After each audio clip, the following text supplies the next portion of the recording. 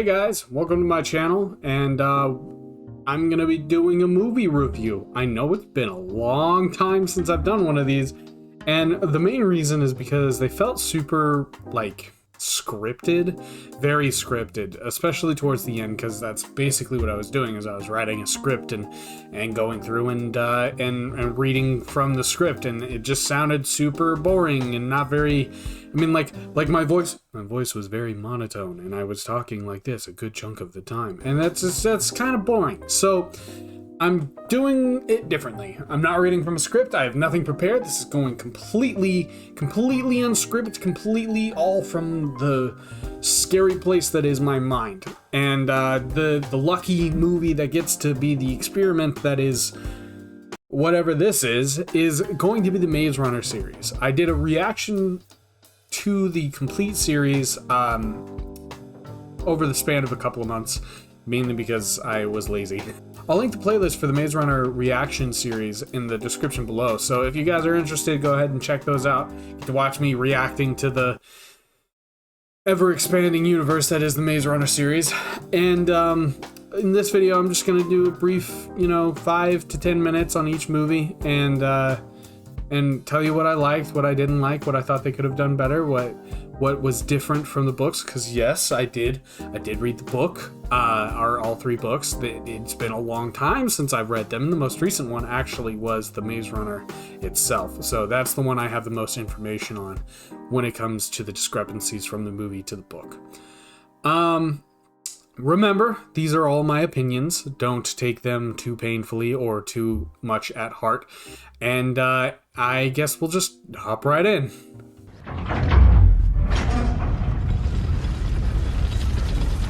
So, the Maze Runner.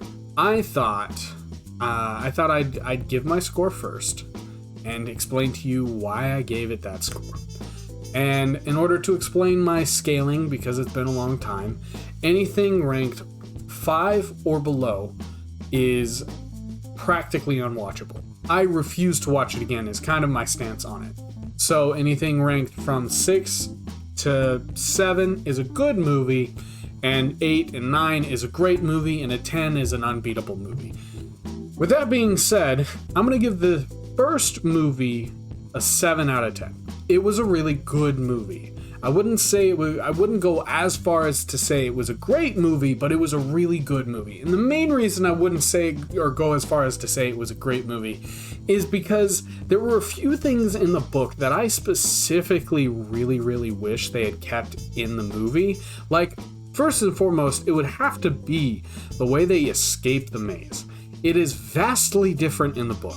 And I actually very much prefer the way that they escaped in the book, because it seems to build a lot more character and makes a lot more sense in the way that Wicked manipulates people. The way to escape was literally a leap of faith. So I really and truly wish they had kind of kept at least something similar to that, and not just kind of changed it for I don't know why. One thing that I will say is really good in this movie is the CGI in the movie. It's really good. I think they did a phenomenal job with it, especially for when it came out. And I'm thoroughly impressed with the quality of CGI from, because I've been rewatching all these movies that I've been doing, right, or watching them for the first time, and the quality of CGI from the early 2000s and the 2010s compared to now is so overwhelmingly better. It's kind of baffling to me. I don't know why. Anyways, I genuinely enjoyed the first movie. There, like I said, were a few things. The way that it ended, and the way that certain characters acted. In the book, Albie is a lot less trusting. He seems a lot more aggravated, a lot more, blunt. And that's something that they didn't really do with Albie in the first, or in the Maze Runner movie. Another thing that they didn't do, which I kind of get, is when the Grievers come about 3/4 of the way through the movie and through the book, in the book they come once a night and only take one person. Also, there's like 50 people in the book rather than the 20 in the movie, which is another thing that I get, that they can't really like do that all that well. But I wish they had kept that in there, and the whole building that holds where all the maps and stuff are is vastly different. Like in the book, it's an actual bunker, whereas in the movie, it's a twig hut. It's a hut made of twigs, and I just can't excuse those minor details that matter so much, because like the whole point of them mapping the maze is, and the whole point that it's under such lock and key is because they've already solved it.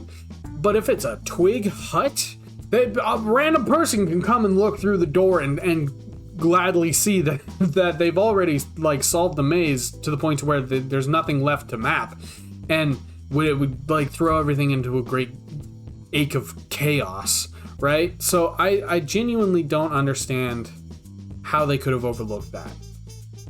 And when it comes to the ending of the book, I'll go back to that. I liked how much it was just a blatant slap in the face to the gladers, right? It was practically right in front of them the entire time.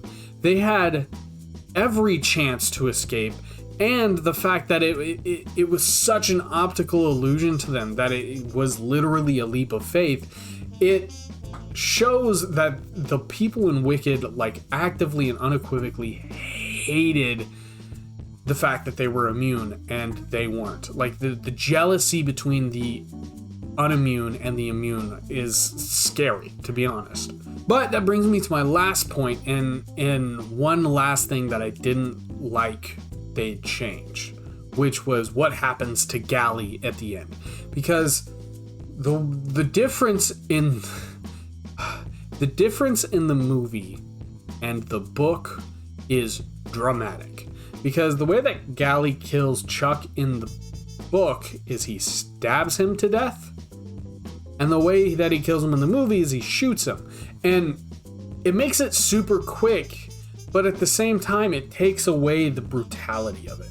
And I get that they had to keep it, relatively PG-13 because they were shooting for a PG-13 rating. And when you're making a basic horror movie for children or adolescents, it's difficult to get that PG-13 rating. But one of the main reasons why I preferred the original to the original form as in the book is because instead of Gally getting a spear through the chest, which should have killed him, and in all intents and purposes definitely killed him, in the book Thomas beats the shit out of him. Like, literally beats him into a bloody pulp. And that's something that I wish they had kept, because it adds to what we'll eventually talk about in the third movie. It adds a level of tension between them that isn't there. So, with that being said, I think I've covered all the negatives. And when it comes to the positives, it was amazing writing. The actors did a phenomenal job. They did such a good job that I could not see them redo those movies. Like Thomas will always be Thomas. Newt will always be Newt. Minho will always be Minho. Frypan, you can't recast Frypan. Frypan is the best. He is just the best. And I really appreciate that there were things that they had limitations to that they couldn't exactly, do because of budget or whatever, but they stayed relatively close to the main story. Yes, there were like minor details that I didn't like, but for all intents and purposes, they were minor. They mattered to me, but my opinion doesn't really matter, in the long run. But I have to give them credit where credit is due, and they made a really good movie. That's why I'm giving it a score of 7 out of 10.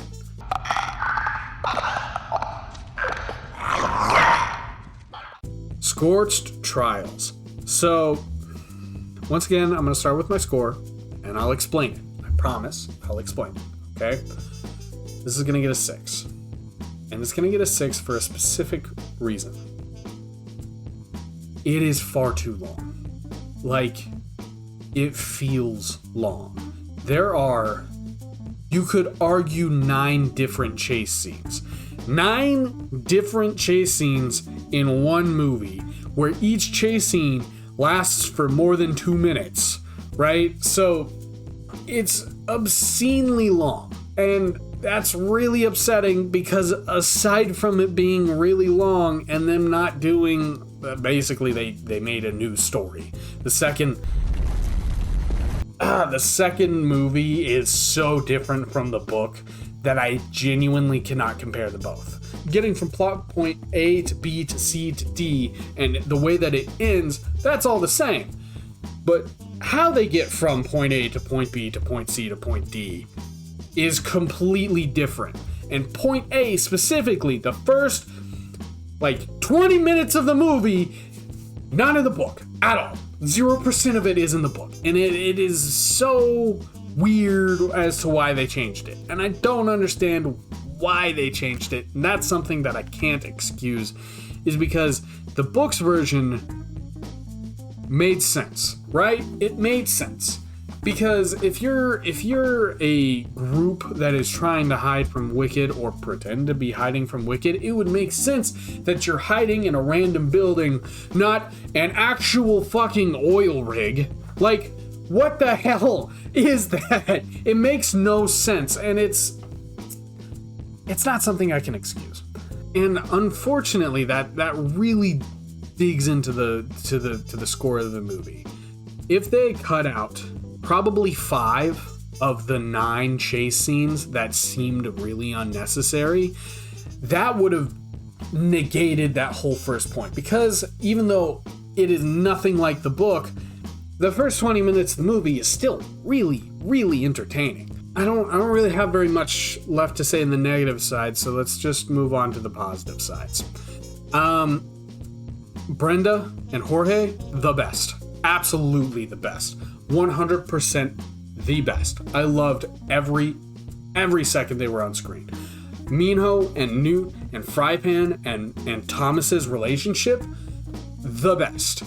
Cannot even remotely begin to describe the amount of emotional roller coasters that happen whenever I watch them, interact with each other and react to the horrible, absolutely awful surroundings that they were constantly around, So I'm thoroughly impressed with the acting capabilities of the actors, and the story, even though it genuinely was a different story, the basic story, really good. It was pretty good. It was well written, okay? Not to mention the soundtrack, also really good. For all 3 movies, but I'll focus on the soundtrack later. But specifically for this movie, it was really good, and it kept me invested in the story. There were just so many chase scenes, and that's not something I can excuse, unfortunately. It's just, it was a lot. So, like I said, my score for the movie is a 6 out of 10. However, you deserve to be happy. Thank you for being my friend. Goodbye, mate. Death Cure. That is a good movie. That was such a good movie that I'm going to give it an 8 out of 10. It was a great movie. I loved that movie. The drama, the intensity, the boom, boom, boom, plot point to plot point to plot point. You were thrown into the mix and there was no slowing down. Full throttle the entire movie, and I loved it.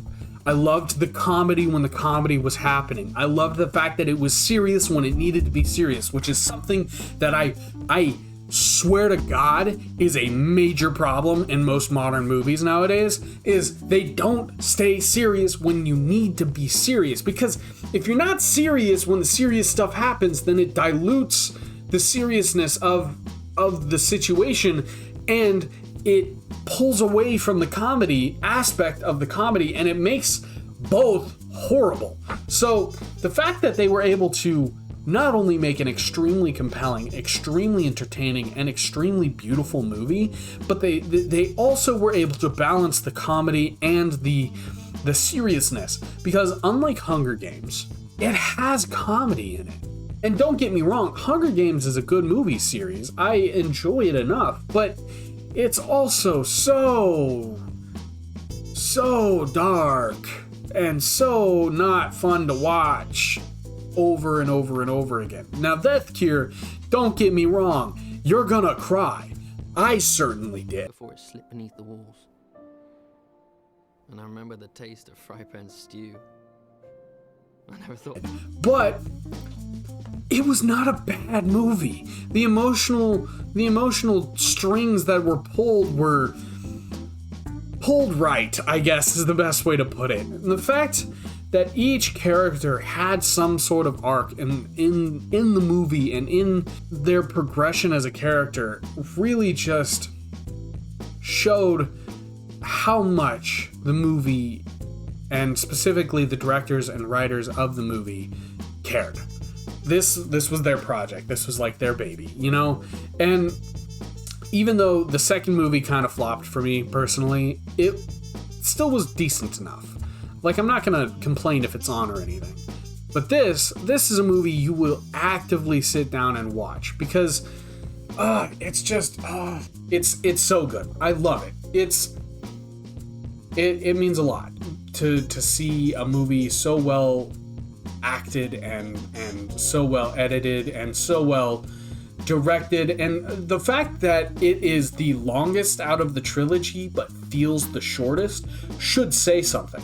It's a phenomenal film. I'm not gonna give it above an 8 though. There were still a few things that I felt like they could have done better or could have done differently, like the whole galley situation was kind of thrown under the rug. Hey, Greenie. I really wish they had focused more on Thomas's relationship with Gally and him forgiving Gally, because I'm pretty sure that's what happens in the book, is he understands and forgives, but in the movie that doesn't really happen. He just kind of exists together, and they work together because they have the same goal, but it's not really expressed that they understood each other. Also, Newt's death really did not impact me until Thomas was reading his goodbye letter. I don't know how long Newt knew he was infected, but it was clear that he knew long enough to write him a letter. And I love how impactful it was. And I'm kind of glad that Newt's death was so abrupt and so quick that they kind of moved on. Because when they actually sat down and, like, you know, read the letter, and it made it so much more impactful. Like, I would have thought that them focusing on his death and not just moving on to the next plot point would have been better. But the fact that they saved it for a chill moment where they could just sit down and feel the emotions allowed you, as the viewer, to sit down and just feel their emotions. It was so good. I loved it. And that is why I have to give the movie an 8 out of 10. So, in conclusion, if you want a general score for the whole series, I would have to give it a 7. Give it the middle ground. The first movie was a 7, second movie was a 6, last movie was an 8. So I'll give it a 7 for the general series. I really enjoyed it. And I really hope you guys enjoyed this video. And I really hope you guys enjoy my reactions to it. I'm enjoying making them. So I guess because I can't really think of anything else to say. I'm going to make this not a super long video, but long enough for you guys to enjoy watching it. I guess with that, I'm going to leave it here. And I'll catch you guys next week, where I'll be watching a scary movie that you guys voted on. Peace.